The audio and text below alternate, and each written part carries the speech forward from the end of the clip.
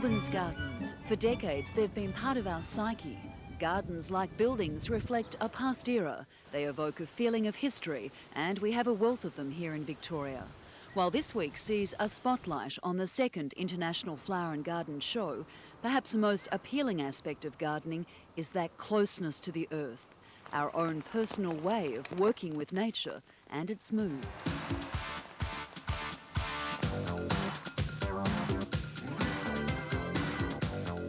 Yes, give her a big clap, everybody. Do you help Mum and Dad rake the leaves?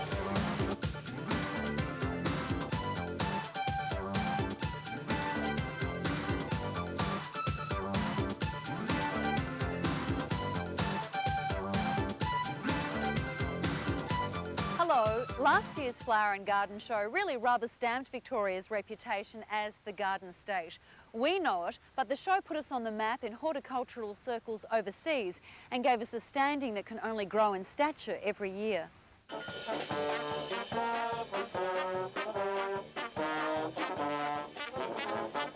More than 120,000 people turned out for last year's inaugural show, curious about the publicity catch cry, "You've never seen anything like it." While public approval was high, organisers learned a few lessons and this year expect less congestion, with arrows marking a clearer direction to exhibits. There was also a call for more creative design, and this year's show will see the work of 40 of our top garden designers among the hundreds of exhibits. I think just about everything's different about this year's festival. I think for a start, last year we of course had the ice skaters, and that was just wonderful to see that right here in the centre stage here in the Royal Exhibition buildings. But this year our theme's going to be Carnival and everything associated with Carnival and street theatre and all sorts of things. And we're going to have buskers and clowns and all sorts of things such as antique merry-go-rounds and rides. As chairman of the International Flower and Garden Show, Sue Corwell has spent a lot of time at the Royal Exhibition buildings in the run-up to next week's show. And to fully appreciate the spectacular Carlton Gardens and heady scent of 100,000 flowers, this year's agenda includes more activities outside. Melburnians have really taken to outdoor activities, and what we're now doing is we've extended the show by a day for a start, and we've included a couple of twilight nights so that you'll be able to come along, get a picnic hamper, sit on the grass, have a glass of wine, have something to eat, enjoy some terrific music and really relax, and then walk around the exhibits and of course the Great Hall, this Great Hall of wonderful flowers, and truly in a relaxed atmosphere appreciate what the show's all about and how fortunate we are.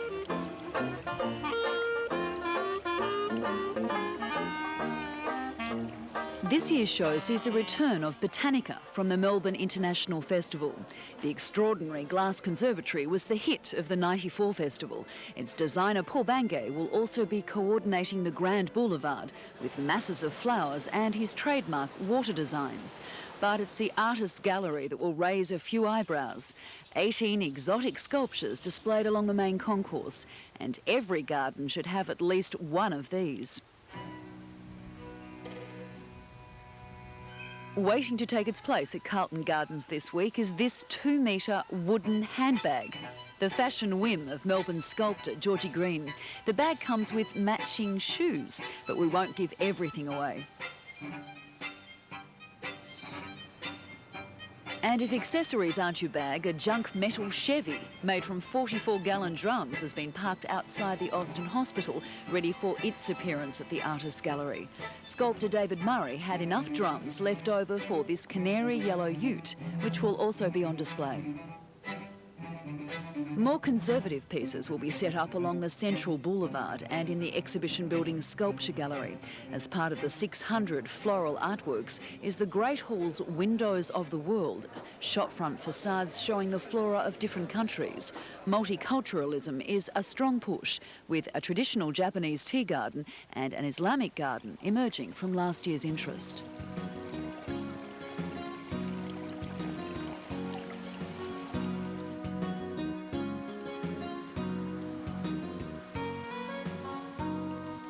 It's early April in Melbourne, usually a time of peace and reflection, a time for gardeners to plan ahead to next spring, a time to prune, dig, feed and weed.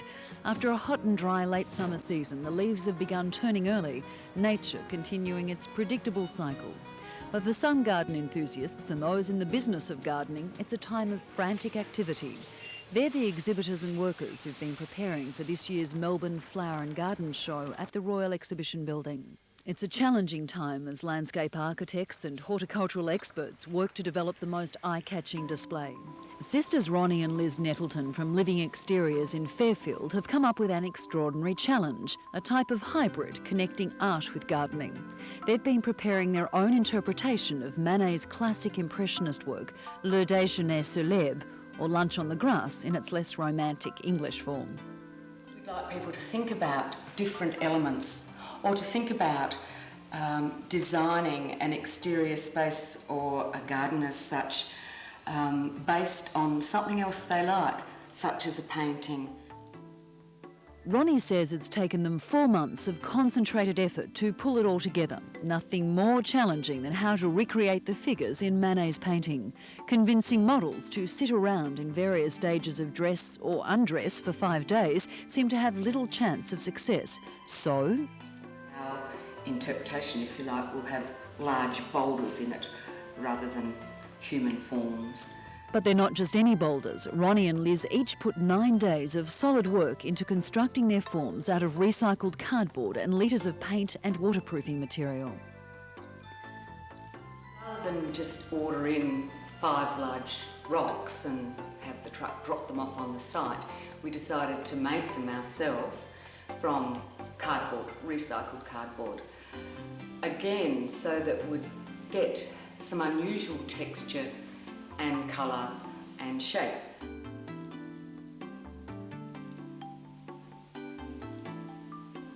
Then there's the garden itself, a planted area of living greenery to represent a picnic cloth and draw the eye to a central point. More than 100 boxes of ground cover, along with trees and grasses, grown to a timetable to ensure they were ready for the show. Herbs, exotic vegetables, lettuces and cress, all requiring care and attention, but all for a specific purpose.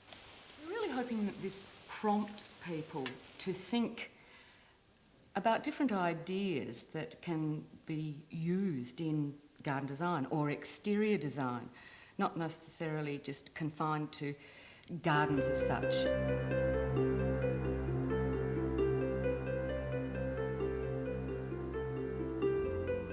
A celebration of Melbourne's multiculturalism and her own European background led landscape architect Alida Vendramin from Botanics Landscape Design to prepare one of the more unusual exhibits at this year's International Flower and Garden Show.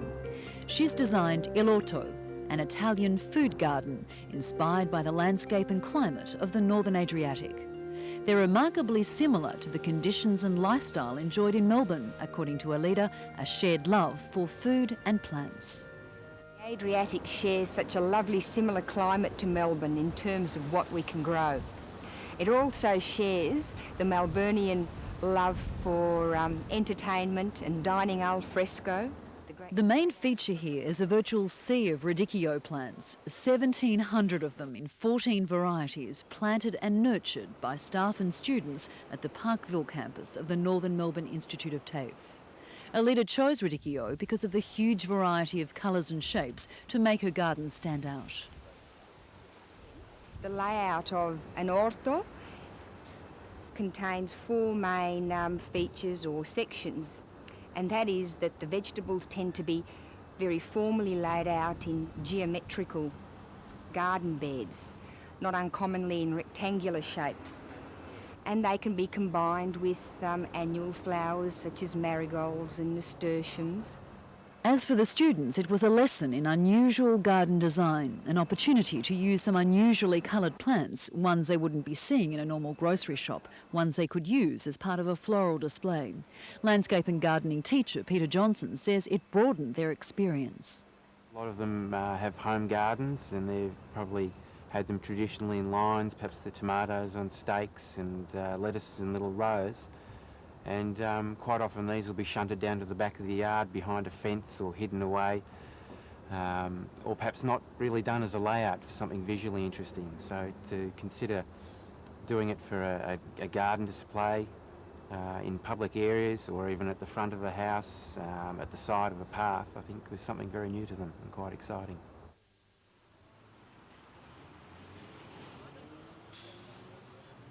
Torquay-based architect David Johnson had a few exciting moments of his own preparing his display for this year's Melbourne International Flower and Garden Show.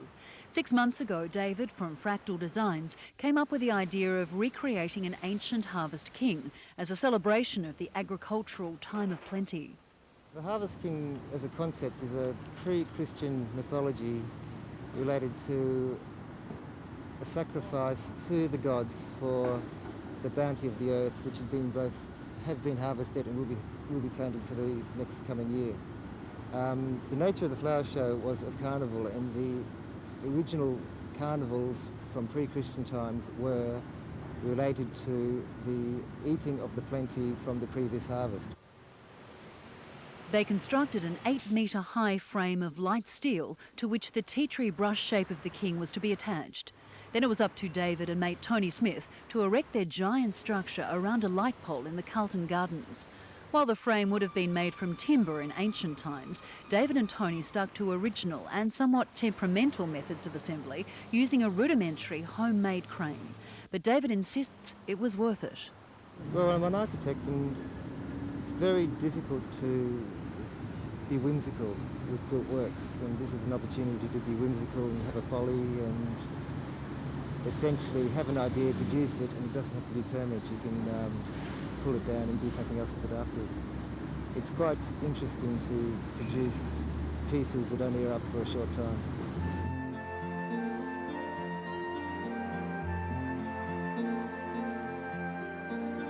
One person who was a giant among his peers was Melbourne's internationally renowned florist Kevin O'Neill.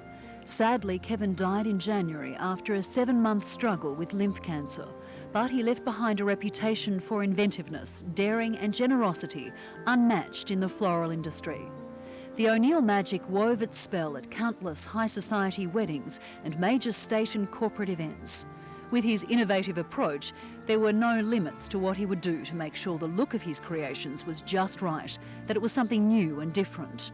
Kevin's long-time assistant, Lee Clark, is in no doubt why his boss was so important to the floral industry. He was involved in the industry for over 30 years, and because of his innovative qualities that he had with his use of not only flowers, but he would bring in and use things like fruits or vegetables into his arrangements, and any other materials that were perhaps a little bit more out of the ordinary.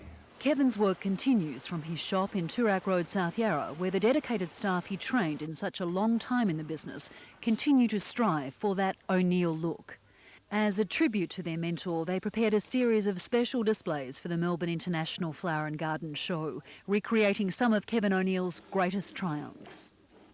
We have a section that we are recreating of a gentleman's 50th birthday party, which was in a lot of like deep reds in a black marquee. There was also a very large country wedding for a long-time client of ours that Kevin was a major part of organising prior to his death. And the fourth part of the display will be a more or less a smaller recreation of our shop, and that will just include things like a couple of arrangements or what have you that will be more or less to show that the business is continuing on as usual.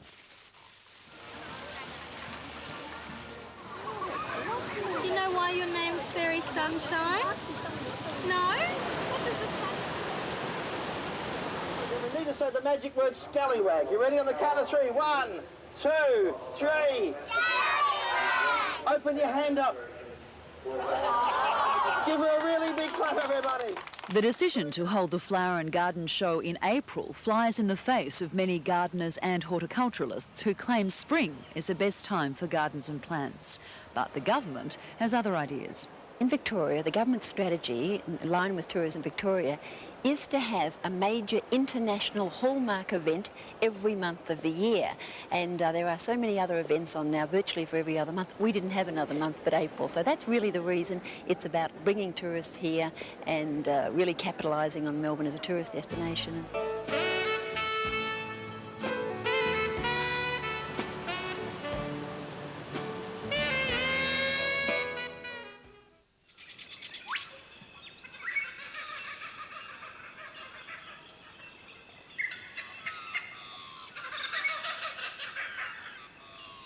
It's nearly 3 decades since home gardeners were urged by the Australian plant movement to grow natives and ignore exotics. The move wasn't a success, largely because it was often a case of the wrong plant in the wrong place. Times have changed though, and today native plants and exotics share habitats, irrespective of their country of origin. I think we're seeing far more sort of gardens with influences from other cultures. We're using different plants. We love our great big old grand gardens and our pretty cottage gardens and our rose gardens, of course. But we're now starting to look at gardens that are suitable for individual sites and for the climate that we live in. We're using grasses. We're using ideas from Japan and from the Asian areas. And to think that's actually growing in there too. Poking around other people's gardens has become a popular and legitimate pastime for thousands of Australians. The Open Gardens scheme, now into its 10th year, recently saw its 1 millionth visitor pass through a garden gate. And according to Victorian coordinator Mary Klesdat, our passion for gardens shows up in numbers. In Victoria, we far outstrip any of the other centres and other states as far as people gardening and visiting gardens and talking about gardens and reading about gardens. They just love gardens.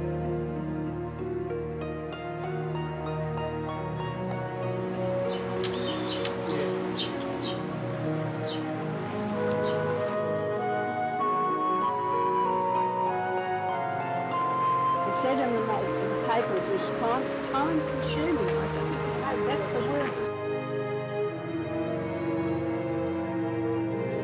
Think of the amount of work that she's done in just cutting out the ceramics, really, prior to actually doing the work on it, which is fantastic. It's the sort of atmosphere that you can walk through and not feel as though things are too delicate. The Mosaic Garden, tucked away from the bustle of Hawthorn, is a small artist's haven in a courtyard behind a converted old church hall. Here mosaics flow over walls, steps and boulders, complementing strong sculptured foliage plants. Artist Margot Knox is always on the lookout for broken china, scrounging crockery from every available source. I get some from op shops, I go to the market, but mainly they're sort of given to me by people, and I do swaps. I bake cakes and bread, and I have old guys I know who pull down fireplaces, and if the tiles are broken they keep them, and you know, I take them a bottle of wine and they give me the tiles, which is great.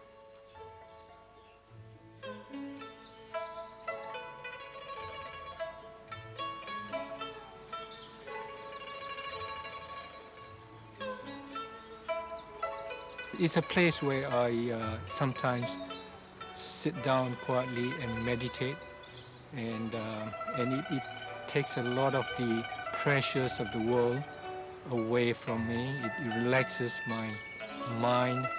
Hidden behind a high brick wall in suburban Gardenvale is a little piece of china.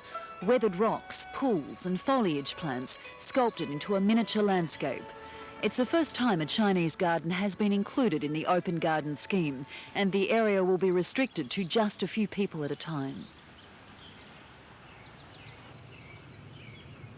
But there are secret gardens too, and while not open to the public, they enable little girls to play make-believe. If you go down in the woods today, you're sure of a big surprise. If you go down in the woods today, you better go in disguise. For every bear that ever there was will gather there for certain, because today's the day the teddy bears have their picnic. There are no teddy bears in this garden, just gnomes, platypus, rabbits, even possums hiding in the trees. Every weekend, Emily and Jessica like to dress up and discover the fantasy of their grandparents' wild garden in the Dandenongs. Today's the day the teddy bears have their picnic.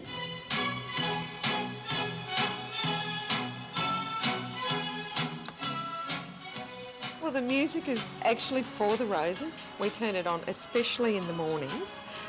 The stomata of the plant is open and it's very active in the morning. And the music just makes them hum. We're sure that it makes them feel real good, and they certainly grow very well, so we continue to do it.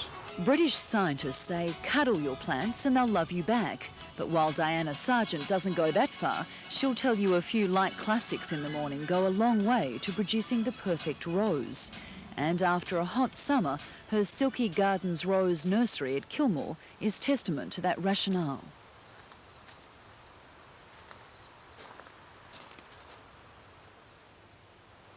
There are few plants more versatile than the rose. Its popularity over time is legendary, and the dedication of plant breeders has resulted in more than 10,000 varieties available worldwide.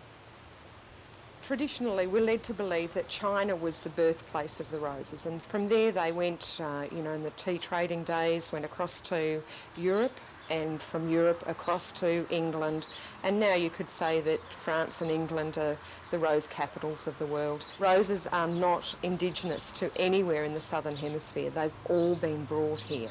There's no rose indigenous to Australia. It's actually a foreign plant to this country. Yeah. I believe the mysticism has been taken away from them. I really believe that. I mean, people used to worry so much about how do you prune them and what about spray programs and using chemical sprays, and it all seemed so terribly difficult. And the words got out that roses are just so simple and you get so much back from them for so little input in actual fact.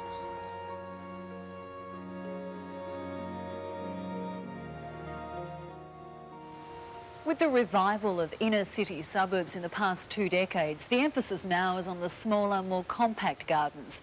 Balconies, courtyards, even rooftops have become the focus of design. And no one has led the way more with these ideas in Australia than Paul Bangay. Okay, the planting scheme is fairly simple. I wanted it just fairly green and formal and clipped, so we've got the box hedging and the Lissa hedging and the lily pilly, and that contrasts nicely with the terracotta colour. The main terrace has like 2 focal points down either end, the idea of a seat and a niche above. The niche is going to have like a Roman's head in it, surrounded by coral just to give a contrast. Because the house is quite imposing in the block, it's a fairly large house and a very small block of land, it's important that the wisteria was used to integrate the landscape. After designing hundreds of gardens for other people, Paul Bangay is doing something different. He's finishing his own garden. It's the first in a career that's seen a number of major commissions, including the extraordinary Botanica display for the Melbourne Festival and the Central Boulevard for this year's International Flower and Garden Show. His formal, simplistic gardens have been the subject of frequent magazine articles, and his new book, The Defined Garden, is already into its 2nd print run. We consider the architectural style of the house and the landscape style to go together and blend together, so that we take our cue from the architecture of the house. And in Australia we have so many different architectural styles that we have a garden that looks like it belongs to the house. And then I think secondly is that we do a fairly formal garden, a fairly green garden, a fairly clean garden. Most people consider our gardens to be fairly clipped and formal. You'll see few flowers in Bangay's backyards. His masculine geometric style leaves little room for the splash of colour so common in today's gardens. I think if you rely on flowers in the garden, you know, that they're only going to flower for 2 or 3 months of the year. So for the other 9 months of the year, you're looking at a bare spot, or you're forever having to change flowers. Whether it's an evergreen shrub and it's clipped or shaped into a nice shape, it's there for 12 months of the year. And our most common mistakes when designing a garden?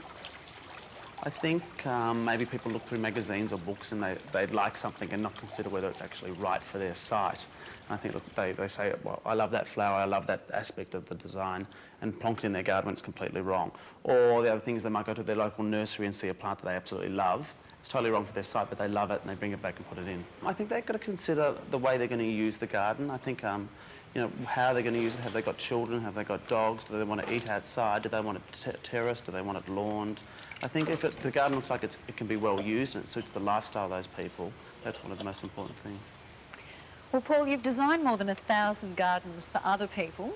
Why did you decide to do one for yourself? Well, this is the first garden I've actually owned myself. I've been in like balconies and apartments before, so this is my first own garden. I think probably water is my main folly. I mean, I like it for the emotional reason for cooling and for the physical reason of looking at it. So I used it quite extensively here with the bowl coming down the channel of water. Are they your favourite parts of the garden, the parts that have the water? I think so, yeah. I tend to use water in every garden that I design. Will this be your last garden? No, I don't think so. I'd actually like to have a country garden.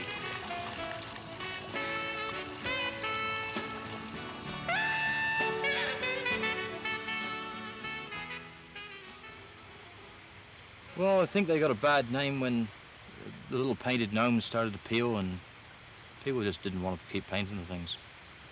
On the subject of follies, you don't get more whimsical than the Cassine Gnome Farm near Myrtleford. The traditional colourful garden gnome is definitely on the outer this year, but more sophisticated ring-ins lounge in armchairs, hide under toadstools, and even have their own bridges. If you look hard, there are gnome castles, gnomes knitting, gnomes having fun.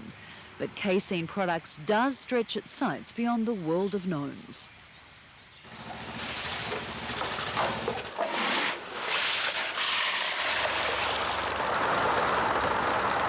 This vision in concrete is an obsession for Kevin Norris, who set up his fantasy acre 9 years ago.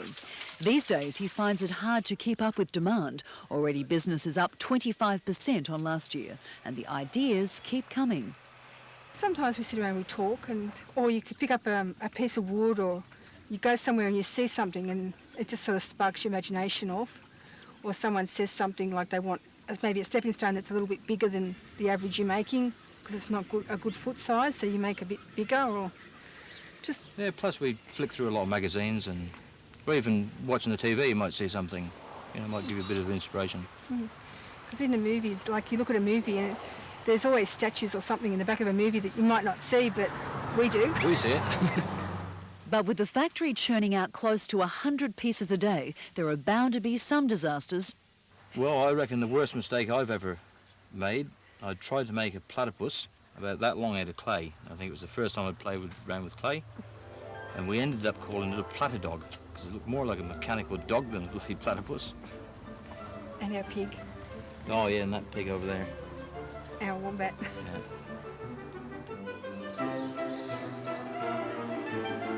But whimsy's become an important part of the Australian garden. A few years ago, most nurseries offered little more than the token bird bath. Today, the choice is unlimited.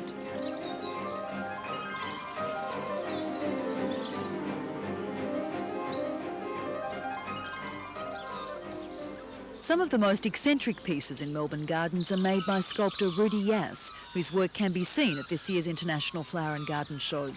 Much of Rudi's fancy is scattered around Cloud Hill and the Dandenongs, a 2-hectare property built on the hillside of an old neglected garden. Today's garden combines splashes of colour, perennials and grasses, with some of Victoria's tallest Japanese maples and copper beeches.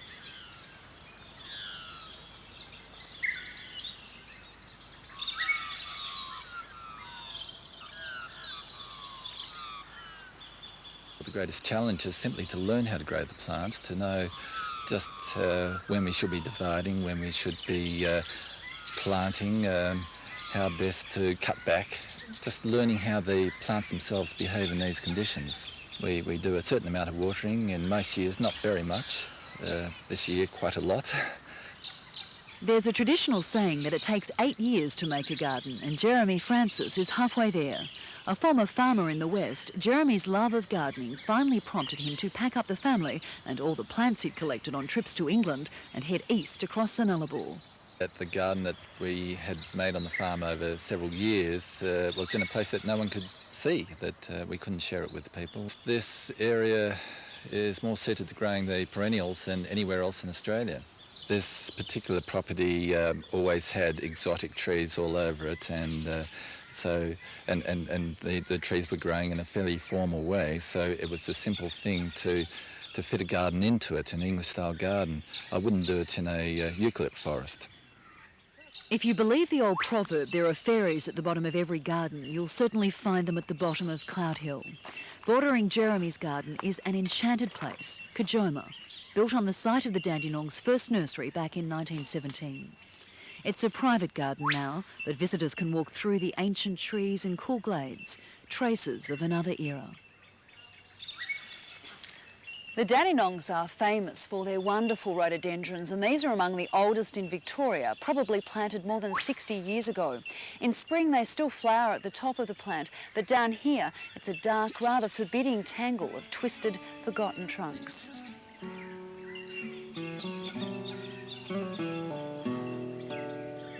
One can only wonder who walked the ragged green paths 80 years ago when the pioneer spirit thrived in these hills. But the soul of the Dandenong still filters through every sunrise, breathing life into the eucalypts, colour into a new day.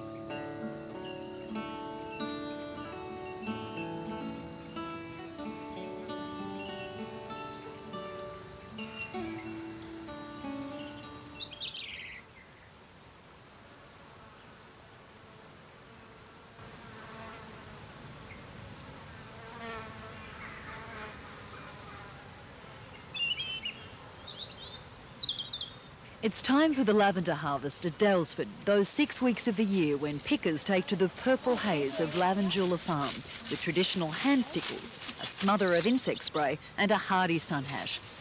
The 400 lavender bushes set along the banks of the Jim Crow Creek are reminiscent of Provence in the south of France. And for Lavandula's owner, Carol White, that's where the whole idea began. I think a romantic notion that happened after a European trip to the south of Provence and seeing all those tiny little stone cottages surrounded by lavender, and that's where it all started, with this group of wonderful stone buildings, albeit in romantic disrepair. I thought I could just recreate the south of France. But Carol White does more with her lavender than simply sell it as potpourri or dried arrangements. Lavandula's Piece de Resistance is a little restaurant run by chef Annie Smithers. Here, lavender joins forces with other fresh herbs in a menu of gourmet fare. Lavender bread, scones and pizza, even lavender ice cream. I think herbs are very important in today's cooking because they're a very basic flavour that sort of seems to have been forgotten for a while in Australian cooking, and they're just coming to their fore now. And working here means that you can go and pick herbs from the garden whenever you want because there's a plentiful supply. When I started cooking, 12, 15 years ago, it was unheard of to buy bunches of herbs. It was unheard of to get lettuce mix with all the different lettuces and things, and slowly, you know, in the past 10 years it's become commonplace. Any greengrocer has a bunch of thyme and a bunch of sage, a bunch of rosemary and 3 different sorts of lettuce mix and rucola and spinach, and everything's there. Then there's the still room, which is Carol's domain. Here essential oils evolve from a concoction of herbs. Dried petals from the farm are spiced in a perfumed potpourri. Recipes enjoying a revival after lying dormant for decades. Granny used to have it, and so the knowledge was always there, but it got lost during the war years when people didn't have time for gardens and the time to actually produce herbal tonics and remedies, or even just gathering fresh herbs. It really did get lost then, and it wasn't until we all started gardening and having more time to do these things again. And also the thing of wanting to get rid of chemicals. And it's only now, with the aftermath of people going into hospital and everyone we know has had cancer, that we've realised the impact of chemicals on our own selves. So I think that's when we've decided to start looking for alternatives.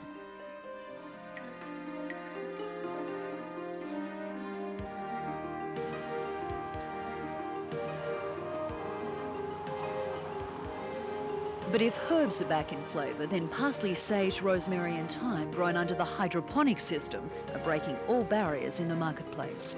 Hydroponics means plants are grown without soil. In most cases, the roots are placed in water, rich in nutrients, or a sand or scoria base. Nurtured in a greenhouse network, these herbs are fed few chemicals, resulting in a lush plant battling to keep up with consumer demand. Rob Hayes runs Victoria's biggest hydroponic herb farm down in Gippsland. The wind runs cold in these parts, a few kilometres from the chill of Bass Strait, but clearly the climate suits Rob's basil plants, thriving in a tangle of wooded greenery. If you think these are big, you should have seen the plant we had here not so long back. Grew to about 12 feet, and the only reason it didn't keep going is because it hit the roof of the greenhouses and we had to chop it down. We provide optimum growing conditions here, both from a nutritional point of view and hopefully an environmental point of view, for year-round production of basil. You're seeing it at its best here, but we try and give basil everything it wants.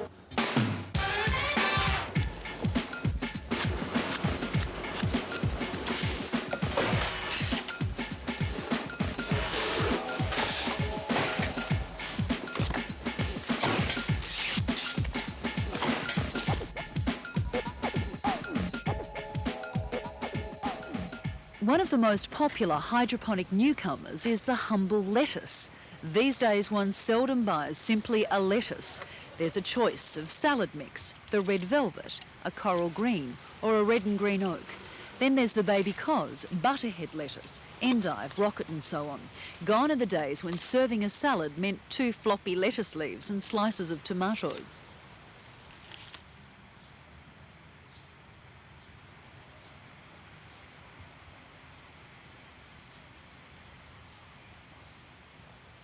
But the biggest swing in our taste buds has been towards hydroponic tomatoes. In the major supermarkets, demand's increased by 30% in the past 12 months. Within 2 years, the Hydroponic Farmers Federation estimates consumers could have a 50-50 choice between hydroponic and field tomatoes. The appeal of vine-ripened tomatoes far outstrips that of fruit-picked green and ripened with gas. Today there are more than 400 commercial hydroponic farms producing a variety of vegetables and cut flowers throughout Australia, but one doesn't need to grow on a commercial scale. Backyard hydroponic kits ranging from $60 are available from specialist nurseries. But as Mr. and Mrs. Abbott of Box Hill found in 1939, you can improvise quite easily. Here seeds were planted in wooden frames with wire mesh containing moss. The roots of the plants grew down into the boxes containing nutrient solutions. Today it's more sophisticated, but the results are the same.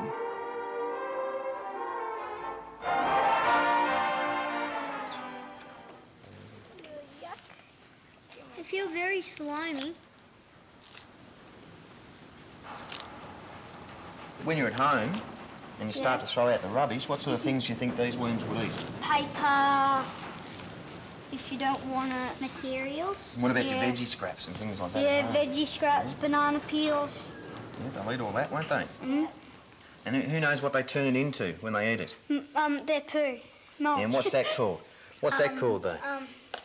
I know. Remember? Castings. Castings, that's right. It's worm castings, It's isn't good it? for you. Which is actually worm poo, you were right. It's a familiar conversation up at Craig Guy's property in central Victoria. While it's not everyone's cup of tea, you just can't keep the kids from Heathcote Primary away from his worm farm. And at just 6 years old, Josh is already a staunch conservationist. When you give it to the tip, and it just doesn't help the environment, and if you give it to the worms, it does. Very good. That's exactly right, isn't it? So if we can turn it into worm castings, then we can spread it over the vegetable garden, can't we? And we can spread it over the lawn. And even the farmers can use it instead of fertilisers. In a land constantly ravaged by sun, salinity and wind erosion, our soil has little chance. Millions of tonnes of topsoil are washed or blown away every year. In 1983, the vast dust cloud that rolled across Victoria before Ash Wednesday was flushed with 140 million kilograms of mallee topsoil. But Craig Guy believes worms have a role to play, not only in replacing lost topsoil, but in producing better soil fertility. In time, what are kids going to be eating if we keep throwing chemicals out there? We like to know now that whatever we grow here is grown by something that was created for us. You know, however they came on Earth, they were put here for a reason. To make and recondition topsoil, eat dead and decaying organic matter. We're now able to harness that situation here in a worm farm and produce topsoil in a very good quality to be able to grow the things that we require. As civilisation grows, we need to also grow with it. Craig believes you don't need to know the full biological story of the earthworm to reap the benefits. Basically, the worm eats raw material. In a home garden situation, kitchen waste, papers, lawn clippings, cardboard and so on. It then passes the rich castings, providing a costless, effective fertiliser for plants and vegetables. They eat everything up. It's not like when you put it, give it to the tip, it's wasting, but the worms recycle and make better soil, because if there wasn't any worms, all the plants would die because there wasn't good enough soil for them. Craig Guy has taught his children well. On a commercial scale, his worm farm is the largest in Victoria. His worms thrive in a mixture of pig manure and straw. And these days he battles to keep up with demand from farmers and market gardeners who realise the benefits of nature's ultimate recycler. There are lots of different shapes and sizes. You see the different shapes and sizes? See this one here? See this one with the little stripes on him? So he's a different breed. He's a European worm. He's called a tiger worm.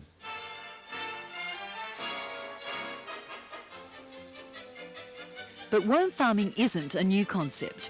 Greek philosopher Aristotle described the humble earthworm as the intestine of the earth. 50 years ago, farmers in Beecroft, New South Wales, were sending worms to all parts of Australia and New Guinea after setting up the country's first commercial earthworm farm. Closer to home, our own variety has become a celebrity in its own right. I feel a bit like Jonah in The Whale. Believe it or not, this is supposed to be the inside of a worm. One of the best ways to teach children about the value of worms to the environment is to bring them down here to the giant worm near Phillip Island. This wildlife wonderland heralds the world's largest worm, the Gippsland earthworm, which can grow up to 3 metres long. Here you can walk or crawl through various parts of the worm's anatomy. And if you're so inclined, you can actually be a worm yourself for the day. A worm. Through various parts of the worm. What are you doing? No, you've got to go in.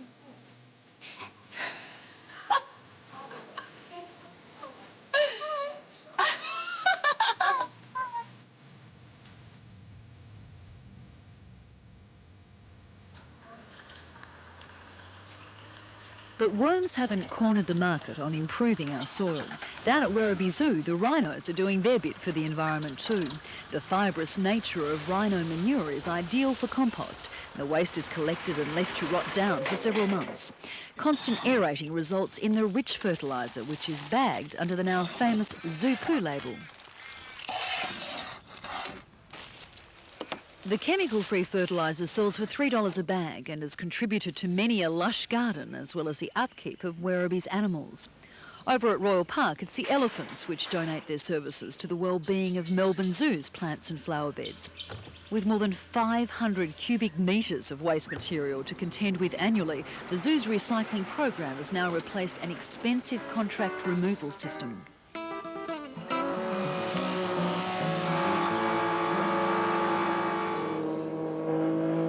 It's all so easy now, isn't it? These days, gardeners can buy machines that can cut, lop, trim and prune. All the hard work's really done for us. It's certainly made gardening a whole lot simpler. But remember those early pioneers of Australian gardens? A flick of the wrist starts it. A turn of the wrist adjusts the height so that you can shave just the right amount from that lawn, leaving it carpet smooth and even. A couple of hours easy mowing and you'll never recognize the place. Let's move in and get to work. Even in thick grass, mowing is effortless. Already the victor's added 100 pounds to the value of the place, and that calls for a celebration. It's downright easy to save time with your new Hills Descent-O-Matic clothes hoist. Just twist the handle, and down comes the line without winding. It's downright easy. Introducing the new Hills Fold-A-Line Compact Plus, the only hoist designed to be super compact and totally unobtrusive. These days, the image is different and far more practical. In fact, clotheslines do everything short of their own washing. But there's another icon which holds an important place in our folklore, the garden shed. Like the meat pie, football and Holdens, the shed is part of our culture, a symbol of the Aussie male's ability to fix anything with a hammer, a metre of wire and a piece of 4x2.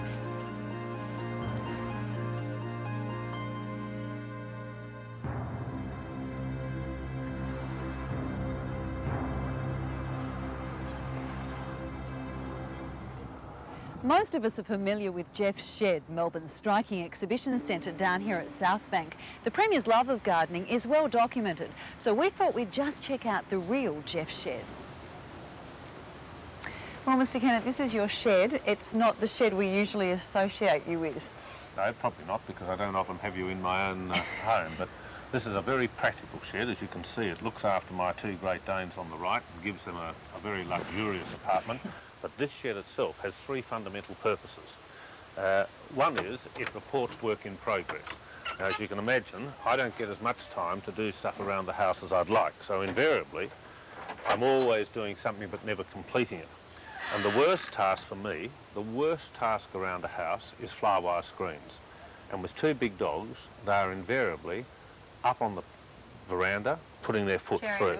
So as you can see, I've always got flower wire screens. And you fix them yourself? Oh yes, yes. These are always in the process of being restored. So as you can see, I have two flower wire screens and they're ready for another coat of paint. I've got a bicycle I've still got to fix, and then I have all the normal things that you would expect of a garden shed, my lawnmower and my tools, and my next lot of daffodils to be planted, King Alfreds that were given to me by a friend recently, and they'll go in next weekend. So the first purpose of my shed is work in progress. The second is storage, and the third is when we have visitors around with young children who might get scared of our dogs, we can actually close the front two like this. Come in here, Elle. Come in here. Ellie, come here. Come on. Tigger. As you can see, they're very obedient dogs. Yes. Aren't they? Come here. Come on. Come on. Come on. In you come. Come on. And then we can come here. Stay here. And Ellie, who is Ellie named after Mr. Kennedy? Ellie's after Ellie McPherson because she had very long legs. And then you've got the situation where the dogs can be secured from young children. So it's a very practical shed, and I get a great deal of pleasure from it in the small amount of time that I can use it. You don't get to spend much time here, I suppose. You'd be surprised how much I eke out. If I get half a day off, I'll get up very early in the morning and I'll be out here sort of sunrise, and I'll spend a whole half morning going around the garden doing things, or my flower wire screens, whatever it may be, and it gives me the greatest sense of pleasure because you can actually do something and see the result of it very quickly. Is it calming? Is it a de-stressing thing for you? Not only is it very calming, I find it very creative. I mean, I know people think this is stupid, but I do a lot of my creative thinking while I'm in the garden. And for as long as I've been in politics, a lot of the better ideas that we've come up with have found their roots in the garden.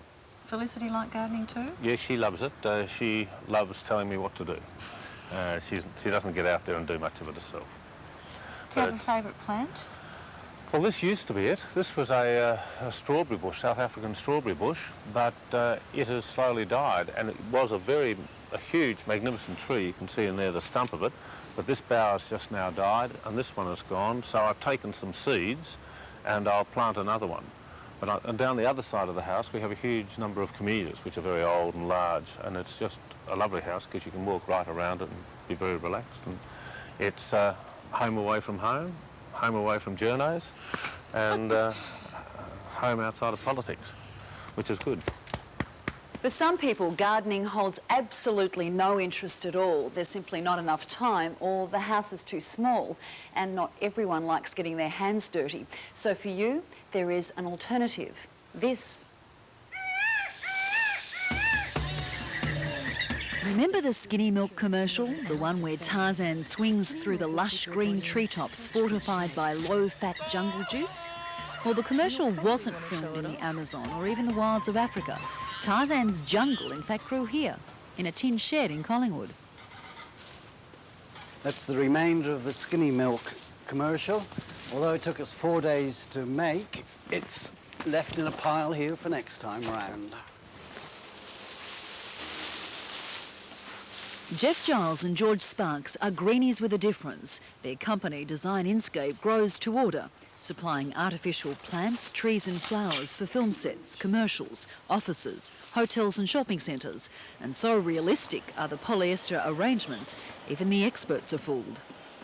We introduced the flower heads of the azaleas onto real plants at Chadstone Shopping Centre, and we found that the ladies were taking home cuttings from there, which didn't help very much. We also have a main problem with people watering the plants, thinking that they are real. We had a client last week that had problems with the housekeeper, and when she was queried on, "Are you watering my plant?" she said, "Oh yes, madam, only once a week though." As we've seen, it's easy being green, even when nothing's growing. But these days we're not content with a flower's natural colour. Modern breeding techniques are genetically developing new flowers that will appeal to the consumer. First, we've seen the mauve carnation, or moon dust, and now science is working towards the big one, a blue rose. But all that's still well down the track, and with a potential price tag of more than $100 a stem, I think I'll stick to conventional roses. After all, we've been meddling with nature since time began.